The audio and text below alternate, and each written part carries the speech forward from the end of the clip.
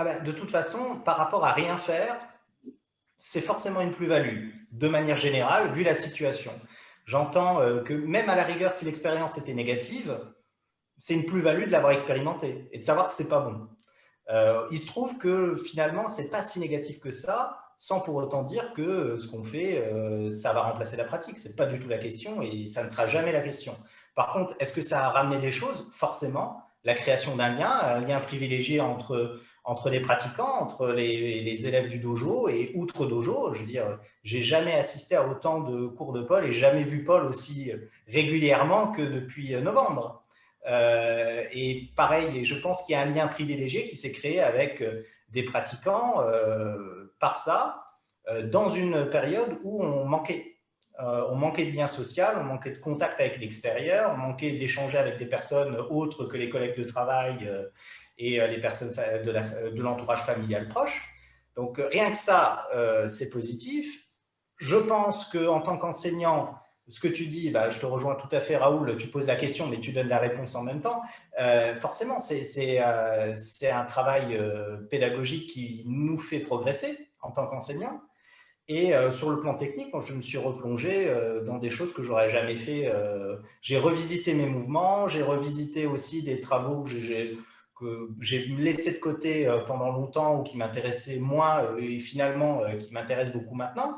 Donc, rien que de manière générale, je pense que pour tous les pratiquants, il y en a une bonne partie qui n'ont jamais fait autant d'armes que maintenant. Tout à fait faisable. Et ce qui est gratifiant, Paul l'a dit, et je pense qu'on l'a beaucoup plus qu'à la normale, en tout cas c'est mon ressenti, c'est qu'on a beaucoup plus de retours positifs. Raoul, tu l'as eu aussi, hein, on en avait déjà parlé, Paul le dit. Les gens qui suivent ça, il y a un retour et un remerciement qui est beaucoup plus présent et réel qu'en pratique dojo, parce que bah, on a tous un travail à côté, on a tous une vie de famille, personne ne nous oblige à faire ce qu'on fait, tout le monde comprendrait qu'on ne le fasse pas, et on le fait quand même. Et ça, les gens, ils sont sensibles. Autant on peut être vu, et de plus en plus dans les dojos, un peu comme des prestataires de services, hein, un peu comme une salle de sport, on vient payer pour des cours. Globalement, même un pratiquant bien intentionné, souvent, il vient un peu dans cette démarche-là. On est plus dans une logique de consommation que dans un esprit associatif, et de plus en plus, bon, c'est peut-être l'époque qui veut ça, je ne sais pas, mais le fait de faire ça, ça a quand même changé le lien. Je pense que ça, c'est quelque chose qu'on gardera. Alors, comment ça va être investi par la suite, j'en sais rien. Mais en tout cas, il y a quelque chose qui s'est créé. Je suis curieux de voir comment ce lien avec les personnes qu'on a eues pendant 6 mois dans cette période va être réinvesti dans une pratique dojo. Et j'ai quand même l'espoir, et je ne pense pas tout à fait me tromper, peut-être en partie, l'avenir nous le dira, que ces personnes-là, bah, peut-être qu'elles sont accrochées un petit peu plus à l'aïkido. Je ne suis pas sûr que finalement c'est des gens qui vont partir du jour au lendemain. Et je pense que c'est des gens qui seront peut-être un peu plus investis dans la vie du club, dans l'associatif, dans la relation avec les autres.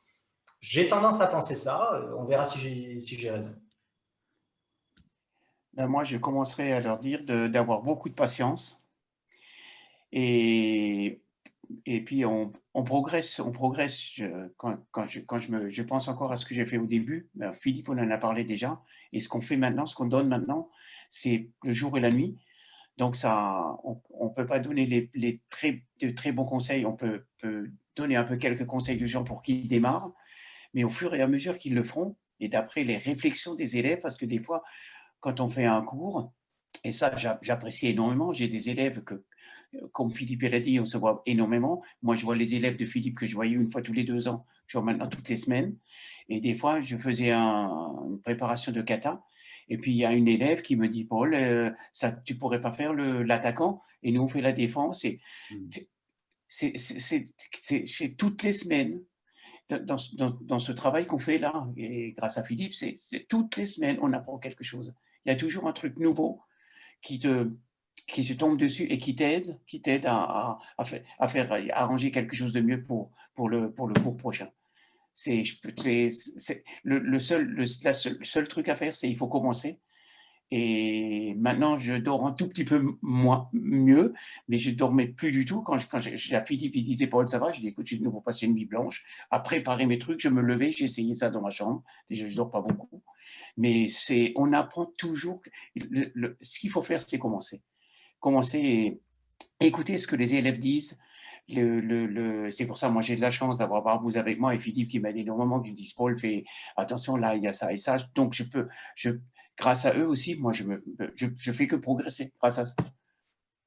Et mais il faut au départ, quand Philippe m'a proposé ce truc-là, déjà, je fais un cours, j'étais complètement en dehors. Même Romain, il me disait, Paul, il appelait dans le micro, là, il disait, Paul, il faut que tu arrêtes là, parce qu'on ne suit pas, là, je travaillais plus vite que je ne parlais, donc, et après, mais là, maintenant, et puis après, on progresse après. Mais et au niveau Aïkido, même moi, personnellement, au niveau Aïkido, je découvre énormément de choses que j'ai oubliées sur un tatami.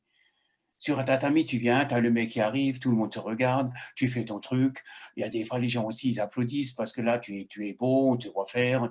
Tandis que là, déjà, tu vois pas ce que tu fais. Moi, je vois pas ce que je fais parce que je suis tellement concentré dans mon. Mais je redécouvre des déplacements, un pied qu'il faut mettre là parce il faut que pour que les gens, par ce petit écran, le voient et le comprennent. Enfin, moi, j'ai redécouvert des bases à Aikido que j'avais totalement oubliées. Des bases, hein. Avancer, reculer, Taizabaki, Tenkan, des bases que j'ai totalement oubliées parce qu'on le fait. Un mec qui t'attaque, tu vas le tourner, tu vas rentrer à l'intérieur, tu vas faire un truc à l'extérieur, mais c'est normal. Tandis que là, quand il faut l'expliquer pour que tout le monde puisse le faire par cet écran, tu redécouvres, tu savais même plus que tu fallait tout faire tout ça avec ta jambe, avec ta hanche, avec tes pieds, avec tes bras, le ventre, le ki. Voilà. Enfin voilà. Moi, j'ai appris énormément de choses, totalement oubliées, qui sont revenues. Voilà.